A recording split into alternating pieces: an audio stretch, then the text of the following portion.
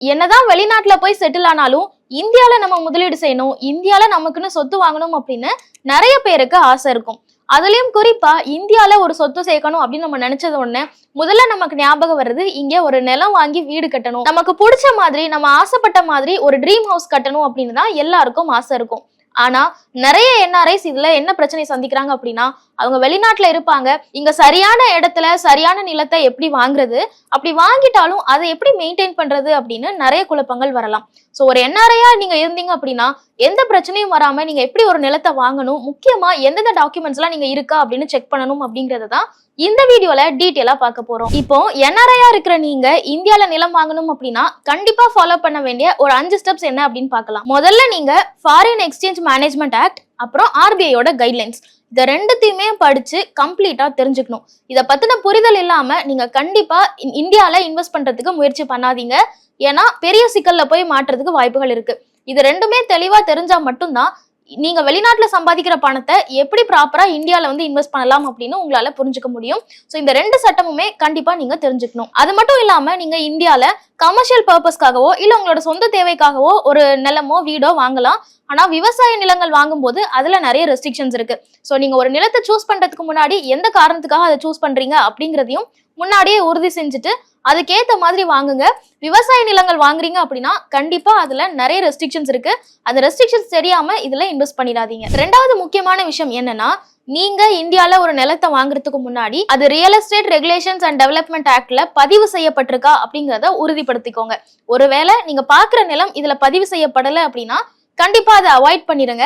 பதிவு செய்யப்பட்ட நிலத்தை வாங்குறதா உங்களுக்கும் சேஃபா இருக்கும். அப்படி நீங்க பதிவு செய்யப்பட்ட நிலத்தை வாங்குறீங்க அப்படின்னா கண்டிப்பா உங்களோட பேன் கார்டு, நீங்க ஒரு என்ஆர்ஐ தான் அப்படிங்கிறதுக்கான அபிஷியல் அட்டஸ்டேஷன், அது மட்டும் இல்லாம உங்களோட பாஸ்போர்ட், இது எல்லாத்தையுமே நீங்க சப்மிட் பண்ண வேண்டியதா இருக்கும். சோ அதையும் ரெடி பண்ணி வச்சுக்கோங்க. மூணாவது, பொதுவாவே நம்ம ஒரு வீடு வாங்குறோம் இல்ல ஒரு நிலம் வாங்குறோம் அப்படின்னா ஹோம் லோன்ல போறதுக்கான வாய்ப்புகள் நிறைய இருக்கு. அப்படி நீங்க ஹோம் லோன்ல தான் இந்த வீடு வாங்க போறீங்க இந்தியால அப்படின்னா அப்போ நீங்க உங்களுக்கு நிறைய ஆப்ஷன்ஸ் இருக்கும். நிறைய வங்கிகள் என்ஆர்ஐஸ்க்காகவே எக்ஸ்க்ளூசிவா ஹோம் லோன்ஸ் எல்லாம் கொடுத்துட்டு இருக்காங்க. சோ அதுல எது பெஸ்டா இருக்கும் அப்படிங்கறத நீங்க தேர்வு செய்யணும். நீங்க செலவு பண்ண போற மொத்த தொகையில கிட்டத்தட்ட 80ல இருந்து 85% வரைக்கும் நீங்க லோனா எடுத்துக்கிறதுக்கான ஆப்ஷன்ஸ் கொடுக்குறாங்க. 10ல இருந்து 20 வருஷம் வரைக்கும் நீங்க அந்த டென்யூரையும் எக்ஸ்டெண்ட் பண்ணிக்கலாம். இந்த மாதிரியான ஃபெசிலிட்டிஸ் எல்லாமே நிறைய வங்கிகள்ல கொடுக்குறாங்க. அப்படி இருக்கும் பட்சத்துல நீங்க எந்த வங்கியில போய் உங்களோட ஹோம் லோனை சூஸ் பண்ணலாம் அப்படிங்கறத தெளிவா தெரிஞ்சுக்கிட்டு அதை பத்தின முடிவை எடுத்ததுக்கு அப்புறமா இந்த நிலம் வாங்குற ப்ராசஸ்க்குள்ள போங்க. அதே மாதிரி உங்களோட இன்ட்ரெஸ்ட் ரேட்டை எப்படி கால்குலேட் பண்றாங்க, ரெப்போ ரேட்டை குறைச்சாலோ இல்ல கூட்டினாலோ அதுக்கு ஏத்த மாதிரி இது மாற போகுதா அப்படிங்கிற எல்லா டீடைல்ஸும் ஹோம் லோன் பத்தி தெரிஞ்சுக்கிட்டு அதுக்கப்புறமா நீங்க ஒரு ஹோம் லோன் போங்க. உங்களுக்கு இன்னுமே ஈஸியா இருக்கும். 4வது முக்கியமான விஷயம் என்ன அப்படின்னா, நீங்க ஒரு என்ஆர்ஐயா இருக்கிறீங்க, இந்தியால வீடு வாங்க போறீங்க. அப்போ கண்டிப்பா ஒரு பவர் ஆஃப் அட்டார்னி வழங்குறது ரொம்ப முக்கியம். ஏன்னா நீங்க வெளிநாட்டுல இருக்க போறீங்க, பின்னாடி எப்பயோ ஒரு தேவைக்காக தான் இந்தியால வந்து செட்டில் ஆவீங்க, இல்ல இந்தியால இருக்கிற ப்ராப்பர்ட்டியை மெயின்டைன் பண்ண போறீங்க. அப்படி இருக்கும் பட்சத்துல ஒரு பவர் ஆஃப் அட்டார்னி அப்படின்னு ஒருத்தங்களுக்கு நீங்க உங்க அதிகாரத்தை கொடுக்கறது மூலமா உங்களோட நிலத்தை மெயின்டைன் பண்றதுக்கு அதை மேனேஜ் பண்றதுக்கும் ரொம்ப ஈஸியா இருக்கும்.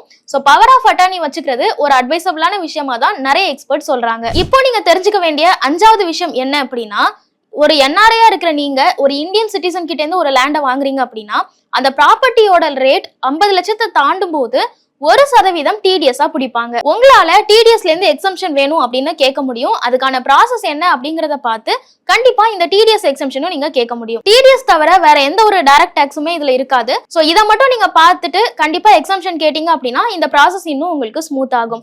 வீடு வாங்குறது அப்படிங்கிறது எல்லாருக்குமே மிகப்பெரிய கனவா தான் இருந்துட்டு இருக்கும்.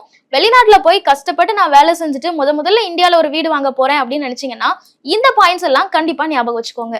மேலும் ஈடி தமிழ் சேனல்ல வரப்போகும் பிசினஸ் மற்றும் அது ரிலேட்டடான வீடியோவை பார்க்க உடனே கீழே இருக்க சப்ஸ்கிரைப் பட்டனை கிளிக் பண்ணுங்க.